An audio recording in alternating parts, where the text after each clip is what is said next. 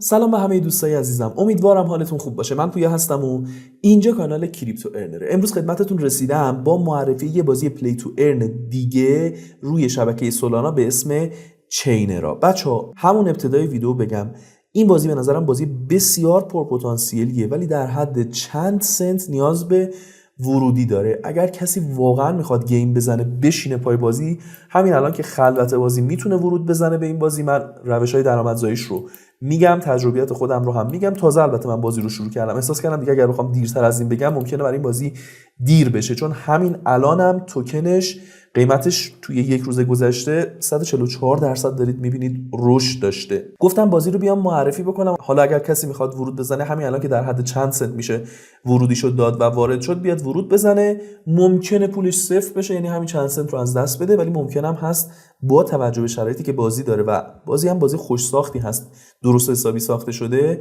بتونه پول خوبی از این بازی در بیاره. پس من ریسک بازی رو گفتم و حواستون باشه، بچه‌ای که میخوان ورود بزنن حواسشون به این نکته باشه. بریم سراغ این که چطوری میشه از این بازی پول در آورد. از اولش شروع کنیم. بچه‌ها ببینید، برای ورود به این بازی شما نیاز دارید که 1000 تا از توکن این بازی رو داشته باشید. توکن بازی هم اسمش سرا هست، قیمتش هم خیلی زیاد نیست، الان بهتون نشون میدم. ببینید قیمتش توی سایت axiom.trade قیمت ها رو نشون میدین، مارکت کپش هست. من اگر پرایسش رو بزنم الان یه چیزی نزدیک 403 هست، یعنی 1000 تاش 3 سنت به زور میشه، 3-4 سنت در واقع میشه، 3 سنت و خورده ای میشه. چطوری میتونیم وارد بازی بشیم؟ بریم از مرحله اول بهتون نشون بدم. بچه‌ها اولا بازی رفرال نداره. آدرس سایت بازی chainera.fan هست که براتون توی کامنت اول و کانال تلگرام قرار میدم. بریم به صفحه اصلی آدرس بازی که بهتون بگم باید چیکار بکنید. خب این صفحه اصلی بازی چینرا هست بچا، chainera.fan که گفتم آدرسش رو براتون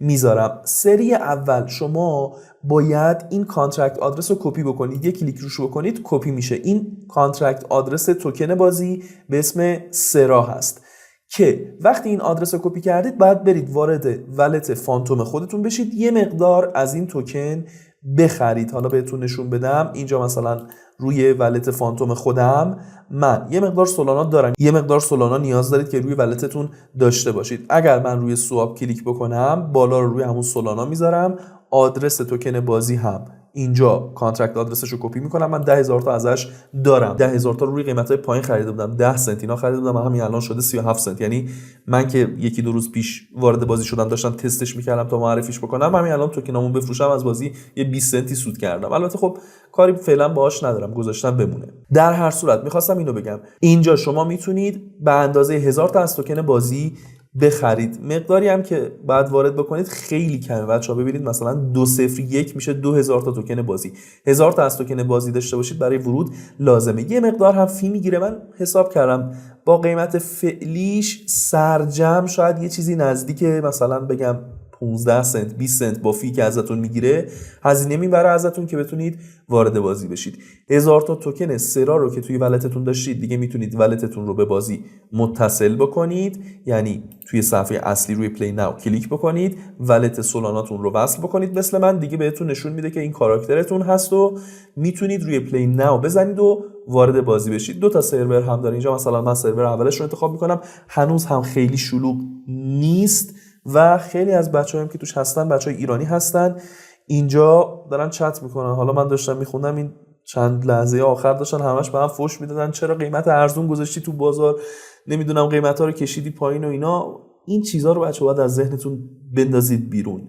اینکه یه نفر بیاد مثلا یه چیزی رو میخواد ارزون بفروشه توی بازی، مارکت بازی رو خراب میکنه، اصلا به این چیزا بخواید فکر بکنید هیچ بازی کریپتویی رو نمیتونید انجام بدید. خود بازی باید جوری باشه که این پتانسیل رو داشته باشه، حتی اگر کسی قیمت پایین میذاره سری فروش بره چیزایی که میذاره و مارکت خودش زنده باشه، قیمتا رو بتونه لایو نگه داره. حالا این بازی علاوه بر فروش آیتم توی خود مارکت پلیسش یه گلد دیلری هم اینجا داره که شما میتونید بیاید مثلا هر وقت که گلد میداد برید ازش گلد بگیرید به صورت تصادفی. در روز فکر میکنم یه بار یا 2 بار میاد، جوری که من از چند تا از بچه‌ها که بازی کردن داشتم میپرسیدم اینجوری هست، به صورت تصادفی 1-2 بار مثلا در روز میاد و گلد میده. گلد هم خوب توی بازار بازی فروش میره که حالا میریم با هم دیگه بررسیش میکنیم. خب بریم کارهایی که اول بازی شما باید انجام بدید رو خدمتتون عرض بکنم. اولا یه تابلو اینجا گذاشتم، من خودم خیلی خوشم اومد، یعنی قیمت توکن رو لایو مینویسه، مارکت کپش هم لایو مینویسه، مارکت کپش $36000 بیشتر نیست، خیلی کمه ولی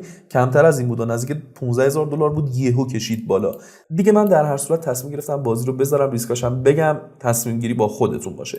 بچه‌ها مپ بازی خیلی بزرگ نیست و این از مزیت‌هاشه.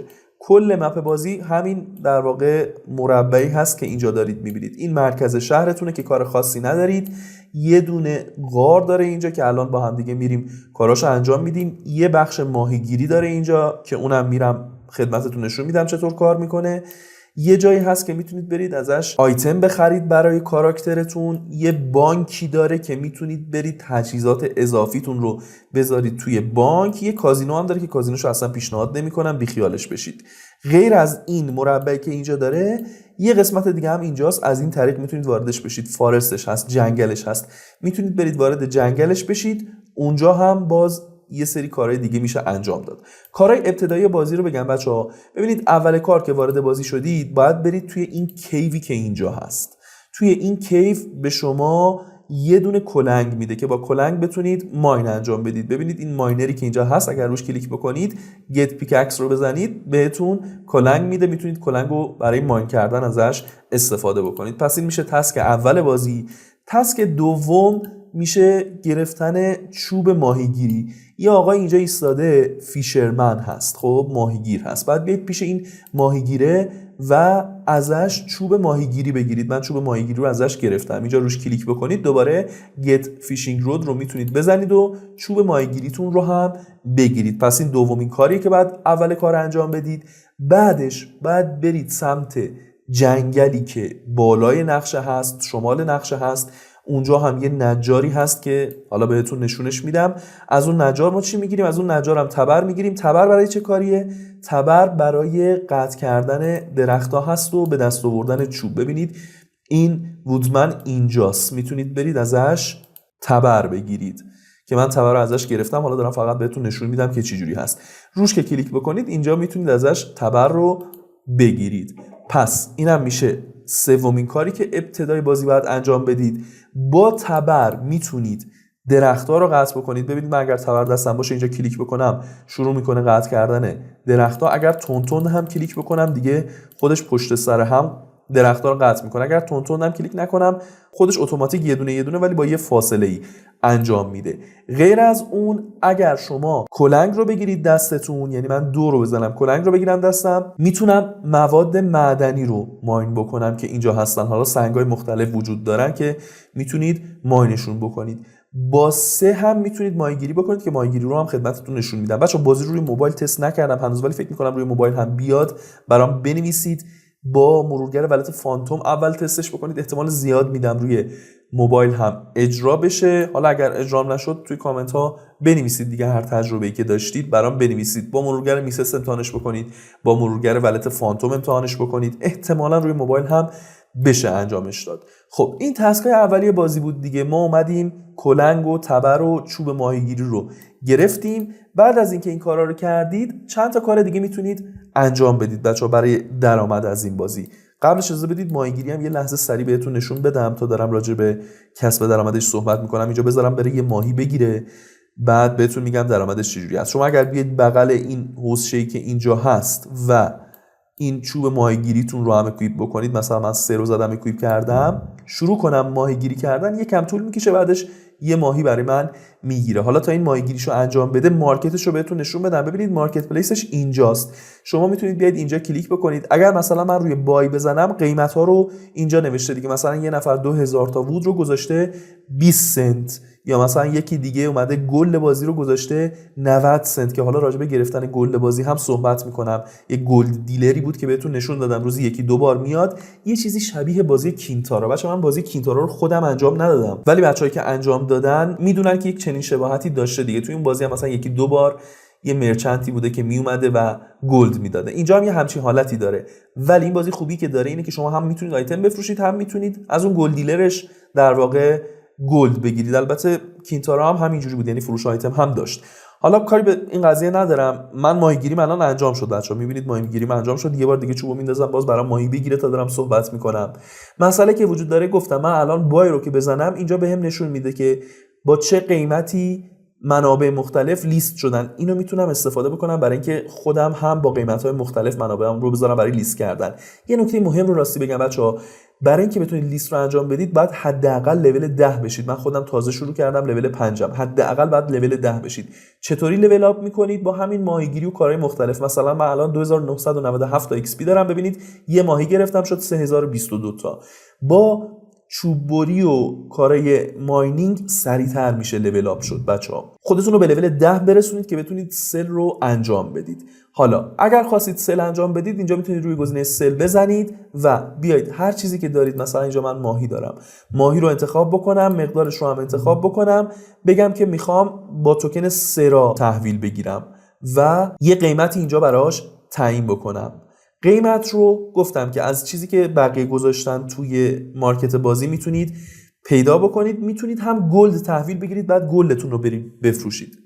گلد داخل بازی هست بچه‌ها، سکه داخل بازی هست. همین گلدی که از گلد دیلر میشه گرفت. مثلا قیمت ماهی رو اگر من بیام اینجا نگاه بکنم، یکی 500 تاشو گذاشته 80 سنت. من فعلا 3 تا دونه بیشتر ماهی نگرفتم. یکی 39 تاشو گذاشته 4 سنت.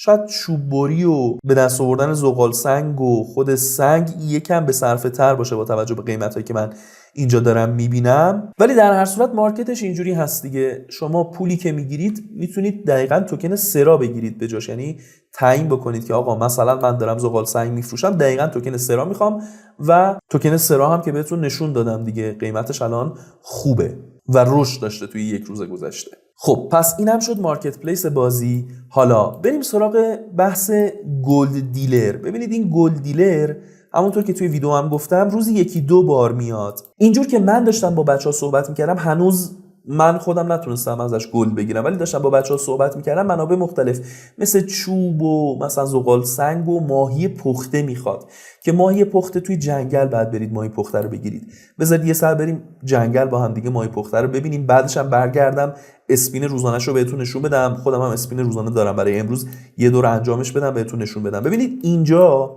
یه سری آتیشا داره، یکی اینجاست مثلا، یکی اینجاست، یکی دیگه‌ش هم مثلا این بالاست و همین دیگه، همین سه تا در واقع آتیش رو داره که میتونید باهاش آیتم بسازید. اگر من روش کلیک بکنم میتونم اینجا ماهی پخته درست بکنم. البته من خودم تا الان درست نکردم، یه بار بذارید توی همین ویدیو امتحان بکنم. روی کوک که بزنم یه مدت طول میکشه تا این ماهی احتمالاً بپزه. صبر میکنم تا ماهی پختمو تحویل بگیرم. یه دونه چوبم فکر میکنم ازم کم کرد، یعنی یه دونه ماهی میخواست، یه دونه چوب. خب این ساخته شد. اگر برم توی اینونتوری خودم الان یه دونه ماهی پخته هم دارم. پس اینم ساختن ماهی پخته دیگه. من خودم هم اولین بار توی همین ویدیو انجام دادم.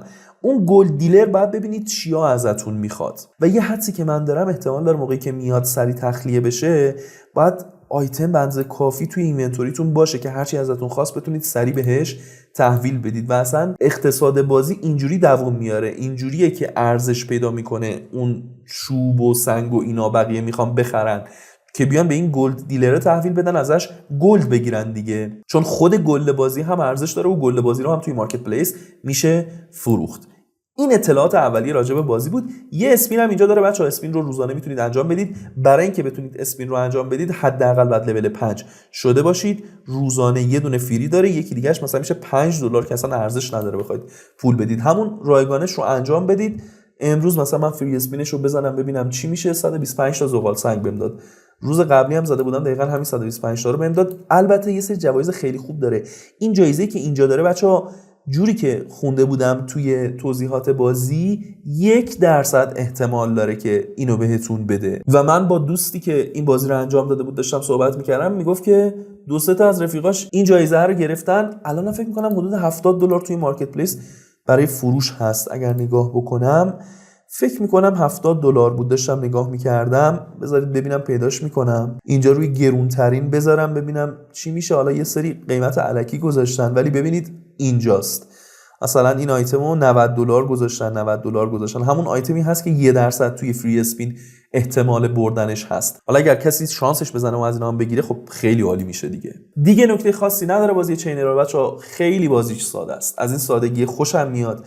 پیچیدگی نداره، اذیت کردن نداره. کلا یه چوبه، یه زغال سنگ، یه سنگ و یه ماهیگیری که همش هم به سادگی انجام میشه. هزینه ورودش هم در حد چند سنته. تصمیم گیری با خودتون. فقط هر سوال، نظر یا تجربه که داشتید حتما برام توی کامنت ها بنویسید و اگر این ویدیو براتون مفید بود ممنون میشم که لایکش بکنید. در پایان هم ضمن خدافظی لینک ویدئوی بازی رایگان جدید روی شبکه رابین هود که حسابی داره ترند میشه رو براتون دست چپ تصویر قرار میدم که اگر دوست داشتید اون رو هم تماشا بکنید.